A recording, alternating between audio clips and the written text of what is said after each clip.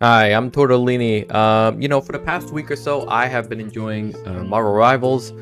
For me, the biggest reason is honestly after playing a lot of Dota 2, kind of playing Deadlock right after is kind of a surefire way for me to lose a lot of weight from all the sweaty gameplay. But in all seriousness, I am enjoying Marvel Rivals for the same reason you have probably also been enjoying the game if you're trying it out. You could turn your brain off and you could just play around with your favorite Marvel characters. Mine's Venom with the beautiful muffin butt, and it's kind of got that familiar gameplay akin to Overwatch. Unfortunately, that hasn't stopped a lot of naysayers from running around claiming that Deadlock is dead and it can't be risen back into favor and popularity. And if we look at the Steam charts and discussion channels, they may appear as if these naysayers are correct, since the game is dropping in player numbers we haven't seen since August. Now, does that mean the game is dying and Marvel Rivals is to blame? Well, I personally don't think so, and I also think people have been comparing the two in a rather ineffectual and frankly unfair way. Let's start by dismissing the doomers. Okay, Deadlock isn't dying, you just no longer have interest in it, and that's okay. As we start to see a game kind of lose popularity, there's this weird phenomena occurring where people will just spend all their time expressing their dislike for the game to anyone who will listen, and worse, they will project their personal view as a reality of the game being disinteresting to all.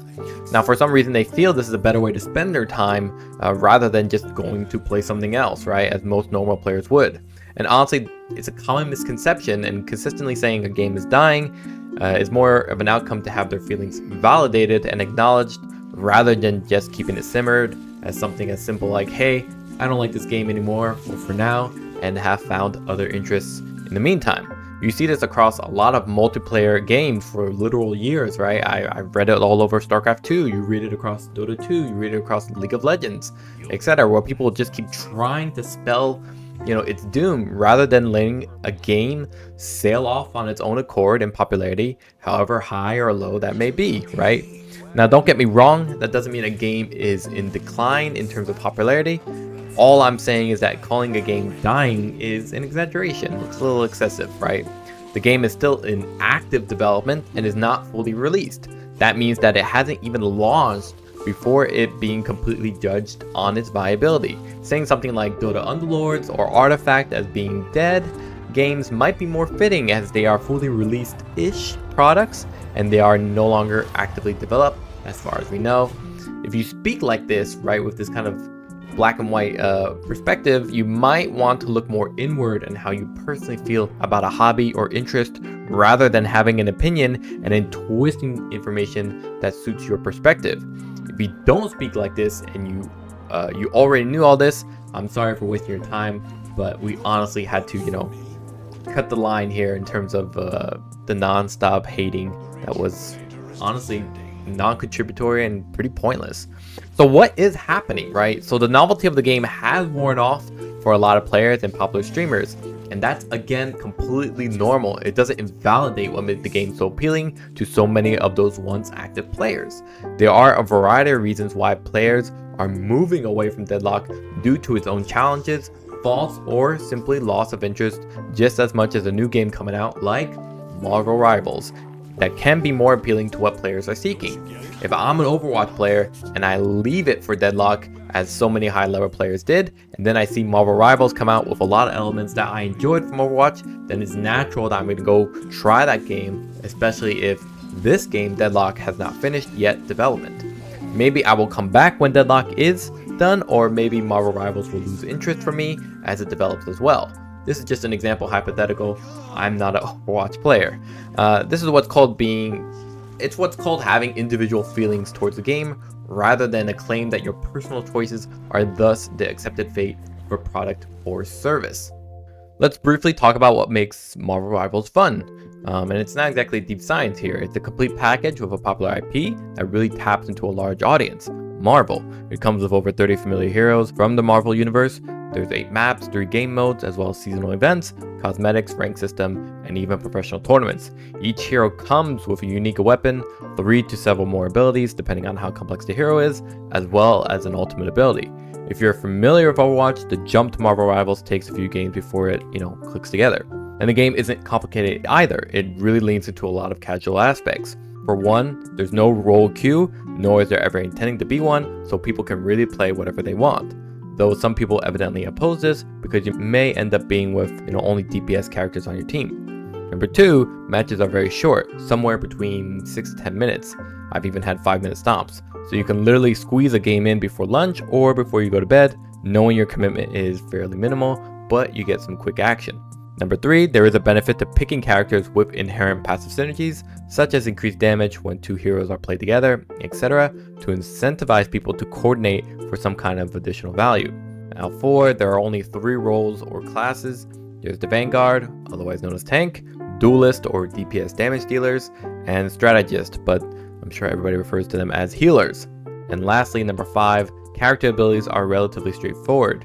There's usually an ability to reposition, maybe some sort of crowd control ability like a stun or slow, and either additional burst abilities or something defensive if need be. As characters get more complicated, like with Spider-Man or with Penny Parker, the more unique and additional offerings they have in their abilities and passive abilities. But honestly, Marvel Rivals really tries to do what Overwatch does and has achieved and reel it in a more comfortable game style for everyone at all ages.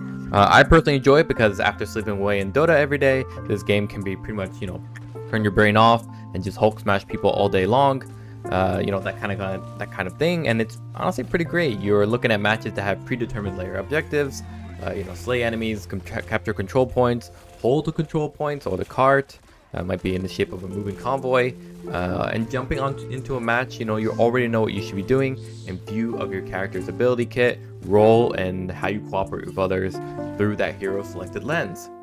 So let's flip it over to Deadlock, and you're looking at a game that, even though on its surface is similar to Overwatch or Marvel Rivals, with its hero having abilities and aim to shoot gameplay, there is this foundational multi-layered strategy stemming from its MOBA components like items, souls, currency, massively increasing your decision making and thus how you play. For Deadlock, that aim to shoot gameplay is critical to your personal accomplishments in a match, but that MOBA macro strategy foundation means your success predicates on your team's cohesion as well as your own personal ability to adapt and execute on your game understanding and knowledge. And this knowledge is honestly multi-layered, right? For example, in Marvel Rivals or Overwatch, you have at minimum 3 layers of knowledge you make decisions from.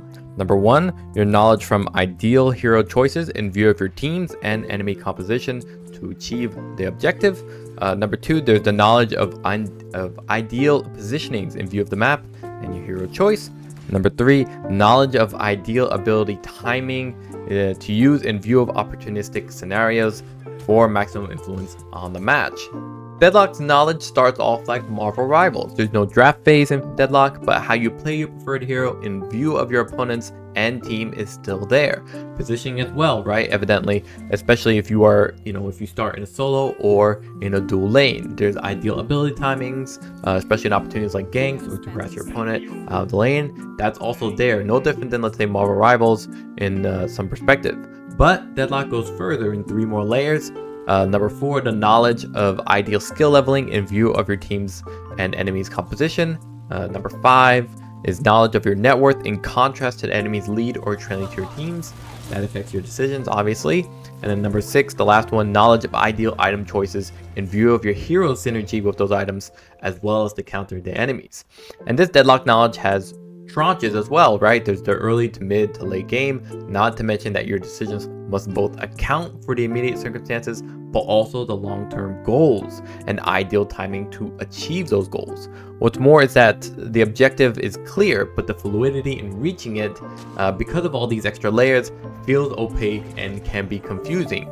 You can't exactly just bulldoze the enemy lineup to destroy their patron because of variables such as net worth difference, levels, team composition, map, and lane statuses deeply affect what actions are available for you to choose from.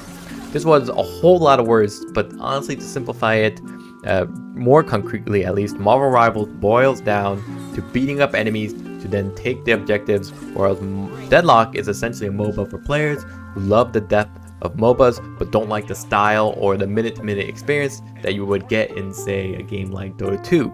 And that's where the hero shooter component comes in, similar to Marvel Rivals, where you're beating up enemies to take their objectives.